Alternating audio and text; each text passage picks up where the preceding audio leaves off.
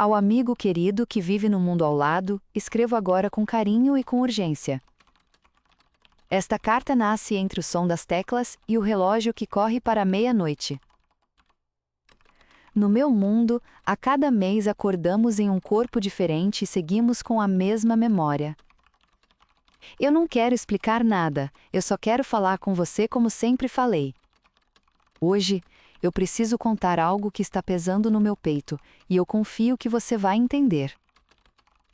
O corpo que estou usando fez uma promessa que pode ferir quem vier depois de mim. Eu sei que promessa é coisa séria, mas aqui promessa também tem prazo e herança. A pessoa que ocupou este corpo antes de mim aceitou uma dívida emocional e financeira. Se eu cumprir essa promessa, deixo risco e dor para a próxima pessoa. Se eu quebrar a promessa, eu quebro o fio invisível que mantém nossa cidade de pé. Você deve estar se perguntando como vivemos com tanto remendo e tanta confiança. Nós criamos uma cultura de cuidado que exige aviso, registro e gentileza. Quando trocamos de corpo, deixamos um dossiê para quem chega e recebemos outro para nós. Nesse dossiê há hábitos de sono, alergias, cicatrizes e pequenas alegrias. Também há alertas sobre pessoas em volta e sobre promessas feitas em dias de euforia. Eu li o dossiê deste corpo e fiquei com a sensação de que algo foi omitido. A omissão aqui dói mais do que a verdade dura, porque quem cala empurra a conta adiante. Procurei o cartório onde guardamos a continuidade das histórias pessoais. Lá aprendi de novo que identidade é a memória, e que o corpo é um capítulo emprestado. O atendente disse com calma que eu posso pedir a cláusula de continuidade justa. Essa cláusula permite romper uma promessa quando ela lesaria o próximo ocupante. Não é um salvo-conduto, é uma ponte feita de responsabilidade e reparo. Para acionar a ponte, eu preciso registrar os fatos e pagar a indenização prevista. O seguro de identidade existe justamente para estes momentos de ruído e risco. Eu me vi no espelho do escritório e pensei em você do outro lado escrevendo também. Fiquei lembrando de como vocês defendem a ideia de mérito ligado ao mesmo corpo. Aqui nós aprendemos a separar talento da aparência, e dói quando esquecemos isso. Um atleta que conheço mudou de pele e virou técnico sem perder o amor pelo jogo. Uma avó que admiro passou um mês com um corpo jovem e reaprendeu a brincar com o neto. Um médico amigo meu acordou com mãos trêmulas e decidiu ensinar em vez de operar. Nós treinamos adaptação como vocês treinam rotina, e ainda assim falhamos às vezes. Às vezes eu me pego tentando abrir a porta com a força que já não tenho.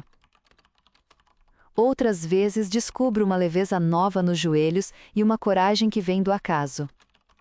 Quando muda o corpo, muda também o jeito de entrar em uma sala e de ser visto. Por isso, eu sempre começo o mês ligando para quem me conhece e pedindo um voto de confiança. Quem me ama, aprende a amar minhas memórias e a aceitar minhas novas pernas. Quando eu cheguei ao cartório hoje, uma fila silenciosa parecia um coro de pensamentos. Cada pessoa ali carregava uma pergunta sobre o que deve ao próximo e ao passado. Uma moça com olhos firmes queria deixar um manual de cuidados para quem virá depois. Um senhor sorridente queria registrar uma carta de perdão para a pessoa que o antecedeu.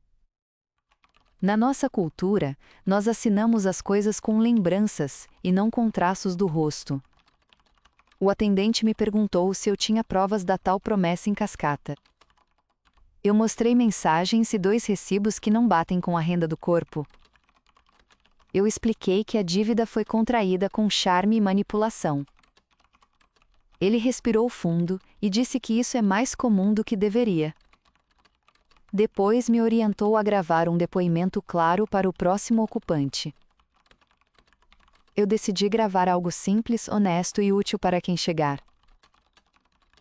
Vou contar a história sem culpar quem me precedeu e sem romantizar a confusão. Também vou pagar a parte que cabe a mim no seguro para que ninguém herde o rombo. Enquanto preenchi os formulários, eu lembrei de um casamento que atendi no mês passado. Aqui, casamento é um pacto de projetos, e não de traços físicos. O casal prometeu cuidar das memórias, mesmo quando os corpos mudarem de tom e de altura. Eles riram quando a aliança caiu grande e depois falaram de plantar uma árvore por mês. Eu saí daquela cerimônia com a certeza de que o cuidado é uma tecnologia social. Sem cuidado, o nosso mundo seria um barulho de portas batendo a cada troca. Com cuidado, a troca vira uma chance de aprender a ser novo sem esquecer de ser você. Eu sei que parece bonito, mas a beleza cansa quando falta justiça. É por isso que temos a tal continuidade justa para equilibrar a balança. Eu me perguntei o que você faria se acordasse com minha voz e meus medos. Você escreveria uma carta como esta para alguém do seu lado do vidro. Você pedirá desculpas por promessas que não são suas, e ainda assim machucam. Você lembraria de agradecer pelas possibilidades que um corpo novo traz. Você falaria do susto de usar mãos desconhecidas para pentear o cabelo. Você riria do espelho quando o sorriso não couber na lembrança. E você choraria um pouco quando a roupa preferida não abraçar do mesmo jeito. No nosso mundo aprendemos um pequeno ritual para não perder a ternura. No primeiro dia do mês escrevemos 3 linhas de gratidão, por quem nos emprestou o corpo. No segundo dia perguntamos ao corpo como ele quer ser tratado. No terceiro dia fazemos uma visita a alguém que precisa de companhia. Eu tenho sentido que rituais simples sustentam pontes complicadas. Hoje, eu precisava de um ritual para coragem antes de acionar a continuidade justa. Eu fui ao parque que este corpo frequenta e sentei no banco mais gasto. Observei os corredores que corriam com ritmos tão diferentes quanto vozes em coral. Eu ouvi uma criança dizendo que quando crescer quer ser muitas pessoas de uma vez.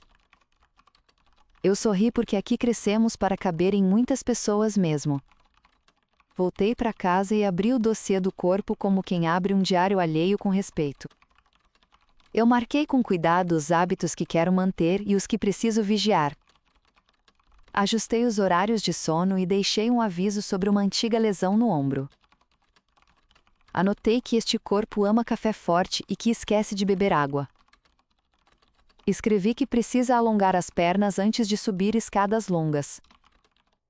Acrescentei um lembrete carinhoso para o próximo ocupante sobre alergia a mariscos. Também deixei uma dica de padaria que o corpo reconhece só pelo cheiro. Eu acredito que a vida se torna mais leve quando oferecemos mapas honestos. Aqui mapas não são para controlar, são para que ninguém se perca demais. No trabalho, nós redesenhamos as equipes para que a memória seja o eixo. Projetos seguem com pessoas mesmo que os corpos mudem como estações. Chefes avaliam continuidade e colaboração e não altura de passos. Às vezes alguém acorda com um corpo que não consegue executar uma tarefa crítica. Nesses casos, revezamos funções e a pessoa assume o papel de mentora por um mês. Descobrimos que ensinar é um músculo que cresce melhor do que muitos bíceps. Na escola, as crianças aprendem a ouvir antes de falar e a perguntar antes de julgar. Elas trocam cadernos para treinar empatia e rabiscar com cuidado a letra do outro. Eu me lembro do meu professor dizendo que ninguém é dono da própria aparência. Desde então, eu trato espelhos como janelas e janelas como convites. A fé por aqui aprendeu a nomear a permanência da memória como alma. Os espaços de cuidado espiritual guardam vozes para quem precisa de âncora. Há também quem recuse qualquer nome e siga em paz com o fluxo. O importante é que ninguém use a fé para empurrar culpas no próximo ocupante. Quando alguém tenta se esconder atrás de um corpo que vai embora, a cidade responde. A resposta vem com escuta, com reparo e com limites claros. Eu mesma já errei e aprendi que pedir perdão por escrito ajuda a costurar o rasgo. Perdão aqui não apaga o que aconteceu, mas prepara o caminho de quem chega. Existe ainda um mercado de truques que seduz gente desesperada. Vendem atalhos para escapar de promessas como se ética fosse etiqueta solta. Eu vi amigos caindo nisso, e foi difícil trazê-los de volta. Por isso eu desconfio quando alguém oferece solução sem falar em responsabilidade. Este mês eu quase comprei um desses códigos de silenciar dossiês. Respirei, lembrei de você, e segurei a mão do medo até ele se acalmar. Então voltei ao cartório e pedi a continuidade justa com voz firme. A atendente olhou meus documentos e disse que meu pedido faz sentido. Eu senti um alívio quente no estômago como quem abre a janela depois de chuva. Ela ainda sugeriu um gesto extra de cuidado para o próximo ocupante. Eu decidi escrever um manual do corpo com linguagem simples e direta. O manual começa lembrando que este corpo fala melhor pela manhã. Continua pedindo que alguém abrace o ombro esquerdo com delicadeza. Pede também que evite açúcar em excesso porque a cabeça fica pesada. Recomenda 2 pausas longas de respiração ao meio-dia e ao fim da tarde. Sugere uma caminhada curta antes do pôr do sol porque os pés agradecem. Eu incluí no manual os nomes de 3 pessoas em quem este corpo confia. Anotei o endereço de um parque seguro para pensar quando a mente ficar barulhenta. Escrevi ainda um lembrete para beber água a cada hora nos dias de calor. Disse com carinho que lágrima e riso fazem bem e não precisam de permissão. Para fechar o manual, eu deixei uma pergunta que abre portas. A pergunta é simples e vale para qualquer pele que eu vista. O que você precisa de mim hoje para seguir inteiro amanhã? Eu sei que perguntas sustentam pontes por mais tempo do que mandamentos. No meio de tudo isso, houve um anúncio que me tirou o fôlego. O sorteio público disse quem vai receber este corpo no mês que vem. A pessoa sorteada é alguém que eu amo e que me ensinou a ser paciente. Eu não posso dizer um nome e talvez nem precise. O que importa é que agora a minha decisão pesa com outro tipo de luz. Eu não posso entregar uma ferida embrulhada em promessa bonita. Eu não posso deixar que o amor receba um corpo em dívida por causa de um truque. Então vou quebrar a promessa de forma correta e documentada. Vou pagar o que cabe no seguro e vou escrever a carta ao credor. Na carta eu vou explicar que o compromisso foi feito sem considerar a pessoa seguinte. Vou propor um plano de dissolução que não use nem heroísmo nem culpa. Se o credor aceitar, todos nós saímos com dignidade. Se ele recusar, a lei protege o próximo ocupante e me responsabiliza pelo que é meu. Eu aceito essa responsabilidade porque ela me devolve a paz. Eu aceito porque a paz aqui não é ausência de conflito, é presença de cuidado. Enquanto digito, eu penso no seu mundo onde muita gente nunca muda de pele. Penso em como é forte a tentação de confundir identidade com espelho. Penso também em como deve ser difícil rever promessas quando o corpo não troca. Talvez por isso sua cultura precise de outros rituais para lembrar o essencial. Talvez vocês já tenham esses rituais e eu é que não os conheço. Eu fico imaginando um festival de cartas no seu bairro. Fico imaginando pessoas trocando manuais de cuidado como quem troca receitas. Eu adoraria ler o seu manual com calma em uma tarde sem pressa. Se um dia eu acordar no seu corpo, eu prometo perguntar antes de assumir. Eu prometo não usar sua força para atropelar sua história. Eu prometo deixar um bilhete claro para quando você voltar a si. Eu prometo cuidar de quem você ama com respeito e com discrição. Eu prometo devolver o corpo limpo, alimentado e em segurança. Se você algum dia acordar no meu corpo, Peça ajuda para as minhas mãos lembrarem a caneta. Ligue para 2 amigas que me conhecem pela voz, e não pelo rosto.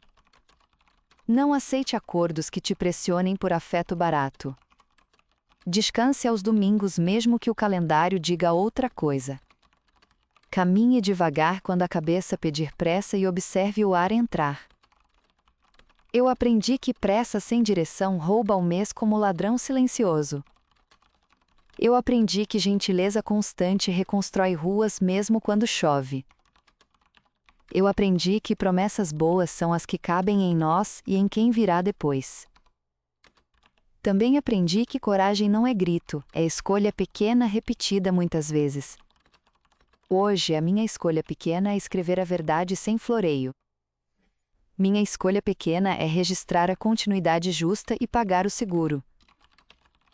Minha escolha pequena é agradecer a você que me escuta com paciência.